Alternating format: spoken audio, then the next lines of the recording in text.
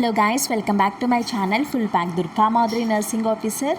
Already మన YouTube ఛానల్లో చాలా యూస్ఫుల్ కాంటెంట్ అయితే ఎక్స్ప్లెయిన్ చేశానండి. If you are interested please to watch my videos and subscribe to my channel.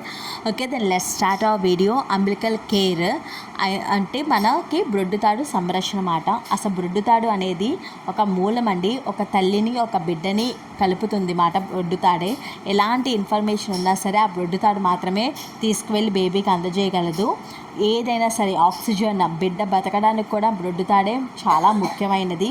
పొట్టలో ఉన్నప్పుడు బయటికి వచ్చినప్పుడు ఆ బ్రొడ్డుతాడిని కట్ చేస్తారు. కట్ చేసిన ఆ చిన్న భాగాన్ని అయితే ఉంచుతారు. ఆ చిన్న బ్రొడ్డుతాడు దానంతట అదే ఊడిపోతుంది. కొంతమంది పెద్దవాళ్ళు అంటారు, మీరు ప్రెగ్నెంట్తో ఉన్నప్పుడు కొన్ని తినలేదు అందుకనే చెప్పేసేసి చీము కారడం రక్తము రావడం ఇలాంటి తొందరగా మానదు అని చెప్పేసి అంటారు. అదంతా కూడా సైన్స్. మీరు అవన్నీ బోడి నమ్మకాలన్నీ కూడా పక్కన పెట్టండి. ఫస్ట్ ఆఫ్ ఆల్ మీరు సైన్స్ని ఫాలో అవ్వండి, బుక్ని ఫాలో అవ్వండి. అలా అవుతే గనక బ్రొడ్డుతాడు చుట్టూరు కూడా ఎర్రగా లేకపోతే జ్వరం వచ్చినా సరే, లేకపోతే పిల్లవాడు అది పట్టుకొని ఏడుస్తున్నా సరే, లేకపోతే దాని నిండా రక్తము దాని నిండా చీమి కారుతున్నా సరే వెంటనే మీరు ఇమీడియట్గా మీరు సొంత ప్రయత్నాలు చేయకుండా ఆసుపత్రికి తీసుకువెళ్ళిపోవడం అనేది మంచిది అండి.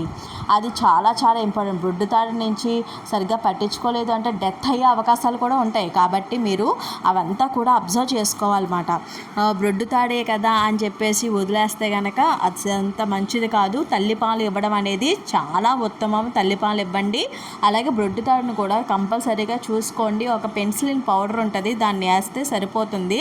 లేదు ఇంకా బాగోట్లేదు అంటే కనుక వెంటనే ఆసుపత్రికి అయితే తీసుకెళ్ళిపోండి. రక్తం కనిపించినా చీమి కనిపించినా లేకపోతే పిల్లవాడు దాన్ని పట్టుకొని ఏడుస్తున్నా ఇమ్మీడియట్గా మీరు ఆసుపత్రికి అయితే తీసుకువెళ్ళిపోండి. ఈ వీడియో కనుక మీకు యూస్ఫుల్ అయితే లైక్ చేయండి, షేర్ చేయండి, సబ్స్క్రైబ్ చేయండి గాయస్.